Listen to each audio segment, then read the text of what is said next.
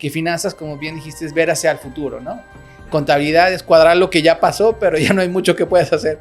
Pero finanzas puedes seguir proyectando y haciendo cosas muy interesantes hacia el futuro. Entonces esa combinación de positivismo, de ver al futuro y de números fue lo que me gustó. My grandfather said that a parent can take care of 10 children, but 10 children cannot take care of one parent.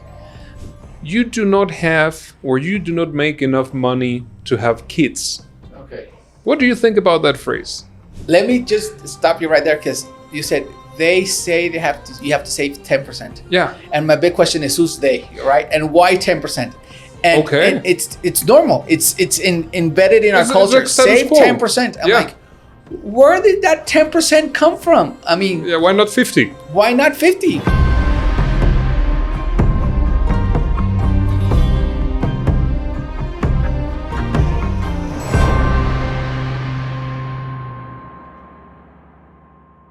Hello, Latin America. ¿Cómo están? Soy Andrés Solbes, director de Egregor, y me encanta estar contigo en un nuevo capítulo de Global Opportunities by Egregor. El día de hoy nos acompaña un invitado muy especial, así que quiero que pongan mucha atención, porque nos va a compartir el secreto de las finanzas personales. Está con nosotros Rafael de Loera, gerente de Finestra y experto en finanzas personales. Rafa, ¿cómo estás? Hey, muchísimas gracias. Thanks for the opportunity to be here. It's a pleasure, muy man. Contento y muy entusiasmado de poder compartir un poquito de lo que hago y de lo que me apasiona. Qué interesante, Rafa. Las finanzas personales es un tema que a todos nos atañen, porque diario trabajamos con dinero, ya sea porque recibimos o porque pagamos. Y desde esa óptica, me encantaría que antes de entrar al tema, nos platiques un poquito más de ti. Antes de empezar a grabar, me contaste que tú estudiaste en el extranjero, me parece que viviste en Estados Unidos. Exacto. Pero tú eres mexicano, ¿cierto? Sí, yo soy mexicano, nací aquí, viví en San Diego, regresé, fui a San Antonio, acabé la prepa y la universidad, y durante un semestre me fui a estudiar a Japón, y luego ya regresé y me gradué de licenciado en Finanzas y Comercio Internacional. Sí, me encantan los números, ¿por qué estudié finanzas? Porque los números siempre me han gustado, no tenía que estudiar cuando tenía examen de matemáticas, porque si le entiendes, si no, pues ya. Así de simple. Entonces, y siendo que mi papá también tenía negocios, pues lo enfoqué en un aspecto de finanzas, que finanzas, como bien dijiste, es ver hacia el futuro, ¿no? Contabilidad es cuadrar lo que ya pasó, pero ya no hay mucho que puedas hacer. Pero finanzas puedes seguir proyectando y haciendo cosas muy interesantes hacia el futuro. Entonces esa combinación de positivismo, de ver al futuro y de números fue lo que me gustó, ¿no? Qué interesante, es como ver al futuro. Exacto. Me encanta esa idea, y bajándolo al plano de cómo llegaste a ser un visor o alguien capaz de ver el futuro a través de los números. Okay. Me gustaría que me cuentes un poquito de tu aventura en el extranjero, primariamente en Japón. Okay. ¿Es más fácil allá comunicarte en inglés o en español? En inglés. Definitely, right? Sí, definitely. Porque las oportunidades globales, amigos, vienen más fácilmente en inglés. And talking about global opportunities, how was this time that you spent in Japan? I mean, I think it was around 7 months, right? Yeah, I was 20 and I was there for 7 months. Okay. And although I had studied some basic Japanese, and of course I was there studying Japanese, whenever things got hard, I was able to go back to the English language and communicate and find my way home, and just, or order some food, or because this was before Google Maps, am I right? Yeah, except before Google Maps and other things like that. But English has always been an important part of my life because of it opens the door to travel anywhere. I mean, I know that Spanish is the language that the most countries speak. Yeah. But even with that, if you know English, you can travel to the rest of the world, Yeah. So I feel fortunate that I know how to speak English and Spanish. And because Japanese, you only speak in Japan, and probably Chinese, you only speak in China, although there's it's a bunch of people, but still, geographically speaking, you're France, very there's limited. like a couple of countries on Portuguese, there's like Portugal and Brazil. But if you know English, you can go to all those countries and have a great time. And either if you go there for business or if you go there for pleasure, English will always be very, very important. And I also tell my kids that watching Batman or Star Wars movie in English is way better than the translated version in any other language. So yeah, with all due respect to our Spanish friends, when they translate in Spain, oh man. Yeah, exactly. So watching the films in their original language is pretty awesome too. It's better to listen Luke, I'm your father than Luke, soy tu papá. Soy tu papi. Soy tu papi. Okay, I didn't watch that one. Me neither. No, me neither. Cool, man. So now coming back, I mean, from this opportunity that you had in Japan, I cannot sort of think how different Japanese culture is from Mexican or American culture. But what would be the highlights in which you can really point out, like, this is very different between Japanese people and American or Western cultures? Yeah, Western culture and Eastern culture is very different. In Japan, it's a lot about respect. It's a lot about respect towards your elders and just feeling grateful because they've opened the pathway that you're now traveling with. And they have so much knowledge and they take care of their elders, and even though they can't do anything else, they just acknowledge that they've been so helpful in the past, and there's a lot of respect towards elders in the family. You know? So legacy is a big value within the culture. Yeah, legacy and just being able to ask from their experience. Their experience is worth a lot. Okay. And it's a very integral part of the family, and even in business. When I was there, if you were to enter a business, and even if you were very talented, it would be very hard to climb the corporate ladder because normally promotions would be based on how long you've been there and on age, not on how capable you are, which is a shock to our culture. Because if somebody you hire here and he's very talented, he'll probably rise the corporate ladder very well. But in Japan, it'll take time, and even they have something really peculiar. That some Fridays you'll go out with your boss and you'll both drink, and they get hammered, right? They get hammered, and what's very interesting is since you know he won't fire you, and since the boss knows that you won't climb and just take his place, like, take his place, they'll say things like, "You treated me like dirt in this part of the week, and it's not fair, and I'm smarter than you. Why did you do this to me?" And then it was like, "Oh, well, I made a mistake, but you have to put up with it."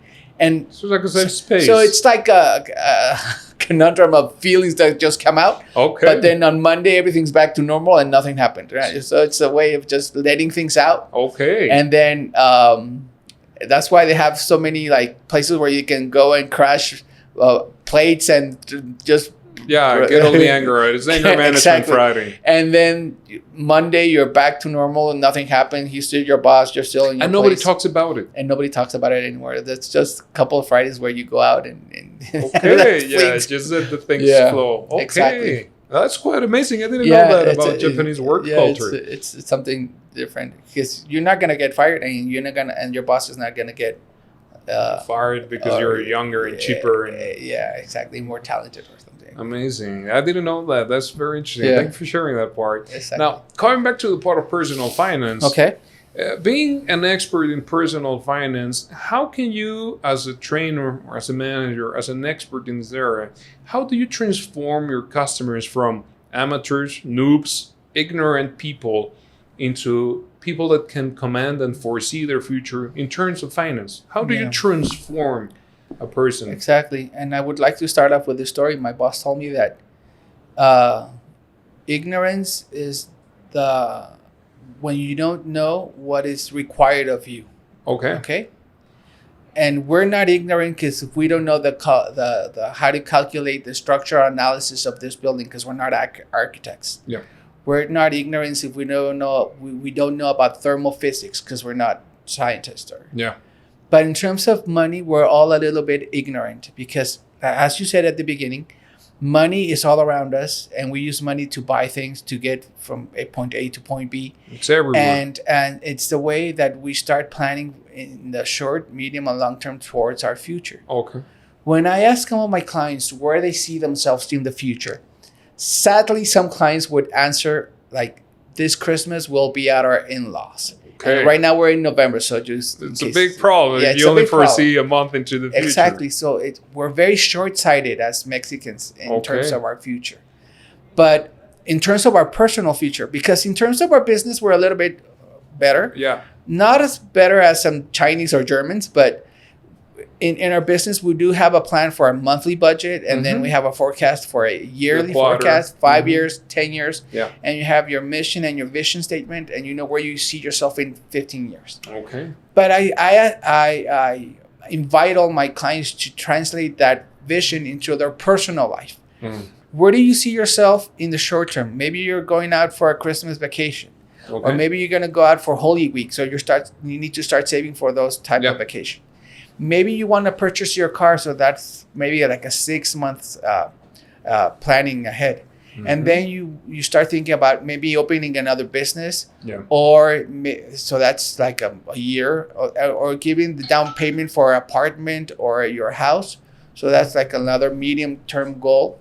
And then you have long-term goals. Maybe you want to get married. Maybe you want to have children. And then those children are going to go to college. And then you start thinking about retirement, because the law in Mexico changed after 1997. Yeah, there's no retirement plans backed by the government. Exactly. So you're going to retire with the money you have saved in your Afore, right? Yeah. So only they will manage the money that you have in your bank account. So you can start doing a lot now that will benefit you in the future. Because I had an example of a client that came in.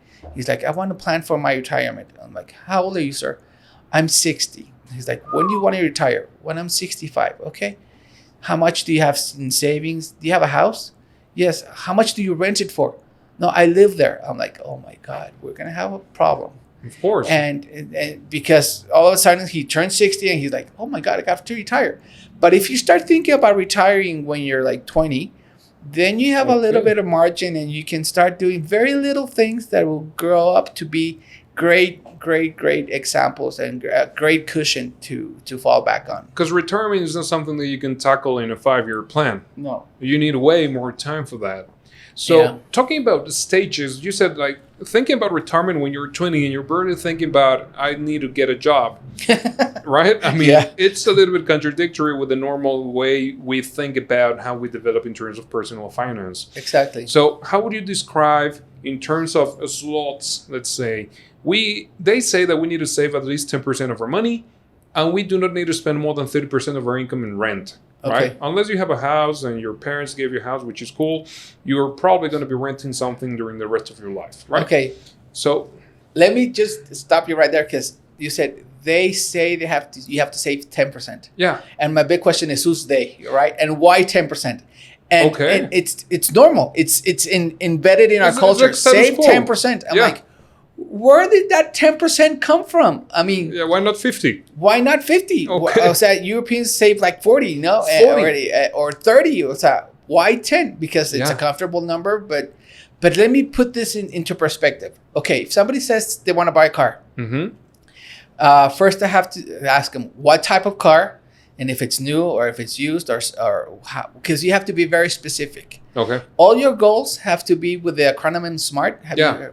Specific, and you can measurable. And then there's got to be a timetable in there, and they have to be R for retadora. Challenging. Challenging, but I forgot the acronym in Spanish. No worries. In English. But so, okay, I want to buy a car. It's not the same thing if you want to buy a Ferrari or if you want to buy a sedan, right? Yeah. Okay, sedan would cost $400,000 pesos. Yeah. And you say, okay, I would like to give a down payment maybe of 100,000 pesos. Yeah. And I would be paying roughly 5,000 pesos a month for the next 5 years. Mm-hmm. Okay. So what you need to do is, okay, if I earn, let's say 30,000 pesos, and I want to save 100,000 pesos, you can save 10,000 during 10 months. Yeah. Or you can save 5,000 during 20 months. Yeah. And 10,000 of somebody that earns 30 is 33% of their income. Yeah. So a third. So that's a third, right? Or if you earn 5,000, then it's like 15% If you save 5,000, it's like 15% of your income. Yeah. So I think rather than focusing on 10%, is you have to trace your goals and then work backwards from there. Okay. And but if I told you, okay, you have to save 100,000 pesos in 2 weeks or 2 months, I earn 30,000. It's impossible. It's impossible. So so that helps you polish your goals a little bit. And okay, you want to save it in 10 months, so you have to save a third. If you want to save it in 20, then you have to save 15%. Okay. And that's how you start tracing your goals. And it depends how important they are for you to be willing to sacrifice that 30, 20, 15, or 10% towards your goal. And then you just don't have one goal. Yeah, you have plenty. You have a short-term goal will be your Christmas vacations and Christmas gifts. Yeah. And then you have your medium-term goal, which is buying a new car. And then you have your long-term goal, which is retirement. And retirement, if you start saving 500 pesos a week, you're going to be pretty good off. Okay. Pretty well off if you serve. During a 40-year period. With compound interest. Exactly. Okay. And so so the number one thing is it's not really 10%. 10% is better than 0%. Yeah, of course. So I would praise somebody that's not saving to start saving 10%. That's awesome. A minimum. But then focus on what your goals are and how you can achieve them, because there's also different stages in life, as you said. If I'm single, living at home, I can probably save 80% of my salary. Yeah. Probably. You help out with your parents. Maybe you pay the gas, or you pay the cable, or you pay I don't know some. Yeah, you help with some of the bills. But you can save a lot. Okay. But I remember when I was young, and they would say, "Let's go out to the club. Let's go out to Chapala." You spend all your money, and you would spend all your money in things that you're like, oh man, if I would have saved, I would have had. So that would have doesn't exist anymore. But that's why we're doing this. So the young people, and nobody. Well, young and people that haven't started, right? Yeah, exactly. Because if you're 30, you're 40, you're 50, you better start planning up ahead and what's your future going to be like, because it's absolutely in your hands. Exactly. Nobody's going to be doing it for you. The government has just said it's free for all. Yeah. You're up for yourself, and if you don't save money, you're done. You're doomed. My grandfather said that a parent can take care of 10 children, but 10 children cannot take care of one parent. Wow. So, and it's nature. I mean, you see the little birds taking care of their young ones, and then the young ones take care of their young ones. They don't take care of the whole birds, Well, if you go a little bit dramatic, the Eskimos, when they grow old, they do not become a nuisance for the tribe. They just go into the cold and die. I mean, I'm not suggesting that as a retirement plan, of course. Exactly. But culturally speaking, we're not used to taking care of our elders. Exactly. So going a little bit deeper into it, before we go into the stages and talking about these ideas that are embedded into our mindset, which are not necessarily true, like the 10%. Okay. I'm going to put up a phrase, and it might be a little bit scandalous. You do not have, or you do not make enough money to have kids. Okay. What do you think about that phrase? Nobody would have kids if that were Nobody would dive into it. Nobody would get married. Nobody would buy a house. Nobody would buy a car. Nobody would do anything. Okay. I think that's a loser mentality. Right? Okay. So it's not about you don't have enough money. It's how can I make more money? It's more about how can I make the money that I have more profitable, and how can I use it better? Because maybe you find out that you're going to the movies 3 times a week because you're an expert in movies, and you find out that it's really not worth your while wasting or spending 500 pesos each time you go to the movies. Okay. So if you multiply 1,500 times 4, that's how much you're wasting, 6,000 pesos a month. And what's another way you can invest or use that money towards?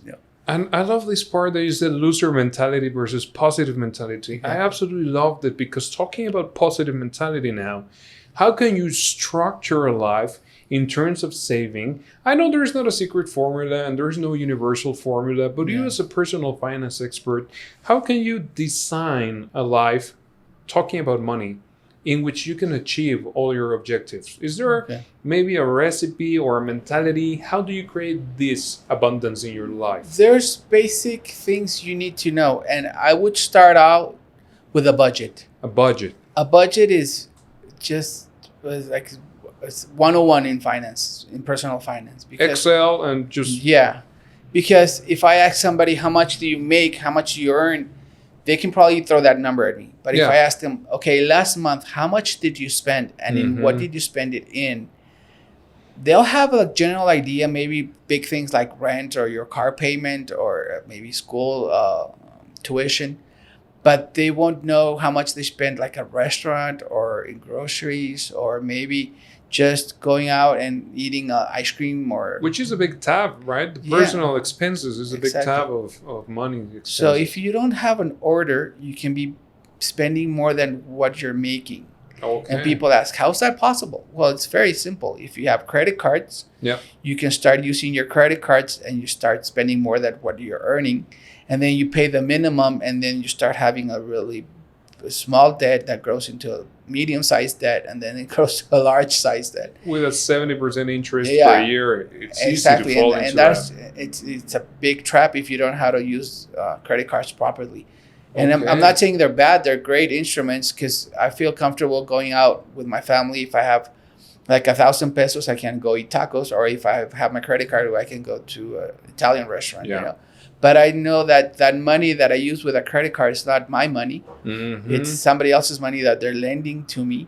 So I need to pay it back as soon as possible. And if I pay back within the 45-day period, I don't pay interests, which is awesome. Points? And I get points and maybe other benefits. But primarily, I don't pay interest, and then I'm able to use it again. So I don't have to be carrying cash all the time. So this is a good 101. First, start with the budget. Second, do not loan from the future with your credit card. Always pay the total debt that you have. Exactly. What other tips could you give us just as a rough start towards personal finance? Okay, so budget and then credit cards, and then it would be start setting up your goals. Okay. The things that we talked about at the beginning. Like a vision board. Like how do you see yourself? What economic and financial goals do you have right now in mind? Okay. And that will trace your guidelines towards how much you need to be saving and start saving. Okay. And once you start saving, because saving is just taking a part of what you earn and setting it aside. Yeah, it's nice. Putting it aside. I saved. But the next part is, now you invest. Okay. So what is that? It's putting your savings to work. And so the interest that money can produce interest, and to start out with, just don't lose your value of your money towards inflation. Yeah, which is a big tax. Yeah, and it's whether you like it or not, it's gonna be coming. It's gonna happen. So if you have money under your sofa, under your bed, it's not gonna be producing anything. It's just gonna be the same 10 pesos are gonna be same 10 pesos, but they're gonna be worth in a year probably what 9 pesos 7. Would buy right now. Yeah. So you need to invest your money, start investing and putting your money to work. And there's a plethora of options that you can do depending on how much money and what your goal, if it's a short, long, or medium-term goal, or how you can start investing. This part of inflation, I have a funny phrase about that because it reminds me of one thing that I made a mistake when I was a kid. Instead of going to the kindergarten, I should have started buying land because now land is very expensive, But talking about that, once you start in this part of becoming an investor, normally there's this status quo that we have of investors. We think about real estate. And real estate is very expensive. We can kickstart a real estate investment with $1 million pesos, $50,000, which is a lot of money for the general audience. Now, are there other ways in which we can switch from a saver into an investor profile? Yes, I think normally you have to understand that saving is not with the money you have left over. Saving, if there's an opportunity to do so, you have to put savings within your budget. Yeah. So it's a must. And here at Finestra, we sometimes say it's a way to pay yourself. Because when you get paid, you have to pay maybe rent and light and gas and phones and then food, and then you're like, that's it. So, but where's all your work? Yeah. How is it being rewarded? Where am I? So it's a way to pay yourself. Okay, my savings is for me. So it's a way to pay yourself. So if you include savings within your budget, I think it's a very good tip, because then you know you have to save. Yeah. It's not if it's possible Whatever's or left. whatever's left. Because you know? there's nothing left every month. Yeah, if you wait for that, then you won't have kids, you won't get married, because there's never going to be anything left. Okay, so you start putting savings within your budget. And then going back to the question we were talking about, there's a lot of ways you can start saving. For example, here in Mexico, for people, there's a thing called cetesdirecto.com. Yeah. Which I really like, because you started with 100 pesos, you know? Which are the government bonds, Yeah, right? you invest in government bonds and other instruments, and you can start out with 100 pesos. Okay. Which is, I think it's awesome, because if you go to the bank with 100 pesos, they're like, dude, yeah, they're going to kick you out. I mean, you at least have to open an account with 3,000, 4,000, 5,000 pesos, depending on what bank you're going. And if you don't have that balance, they're going to be charging you a monthly fee. Yeah. And with Cetes Directo, of course, you have to link it to our bank account. Yeah. But you can now start saving from 100 pesos. And right now they'll pay an interest rate up to maybe close to 9%. And if you go with 100 pesos to a bank, they're like, they will take it all. Take it all. You know? Interesting. So there's different types of savings. And like you said, this is just the tip of the iceberg in terms of personal savings. Yeah. And then you start, if you have a little bit of money, there's more options and more options. If you're willing to leave it there for a longer period of time, there's more options. It becomes like a snowball. Yeah. Okay. And then, of course, you look at the land investments, right, and houses and buildings, which is a way to start diversifying. So first you start saving in liquid assets, right? Yeah. And then once you have enough, you give the down payment towards apartment or warehouse. Right now, I think warehouse is the way to go, because all of the nearshoring that's going on and all the companies that are coming to Mexico, they're looking for warehouses. So that's a great opportunity. And somebody that rents a warehouse from you would not be as troublesome as somebody that rents an apartment. Yep. Because a business will take care of the property, because he wants the property to be in top shape for their business to continue. Yeah. And somebody that lives in your house will not have that same amount of love. Maybe yes, maybe not, but care. you're tossing a coin in the air. And maybe if you rent an apartment, you're going to raise it at 0.05%. So it's like a 6% a year, and a warehouse is probably close to 1%. So it's a 12%. It's double a year. Yeah. So I like commercial investments a little bit better if we're going that way.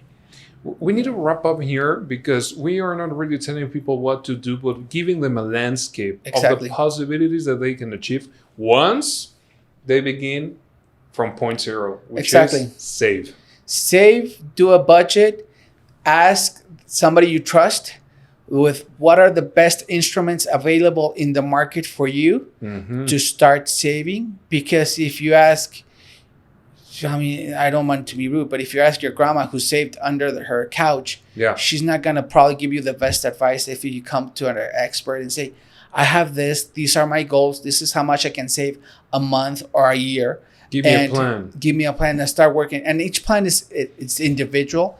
And we'll take a look at other things like insurance, because maybe all the money that you've saved, if you don't have medical insurance or even basic things like INS, and you get into a car accident, then you lose all your wealth because of an accident. So it's a full coverage and a full understanding of our clients that have helped us be where we are. And because we really look towards helping our clients. So we need to understand each individual statement, how they're doing, so we can guide them towards their objectives. Amazing. Thank you very much, Rafa, for everything that you told us today. Well, it's a pleasure to be here. Hope to be invited back, because there's lots of things we can talk about in personal finance. You can count on it. Thank you very much. All right. Amigos, Eso es todo por hoy. Gracias por acompañarnos en otro video de Global Opportunities. Lindo día.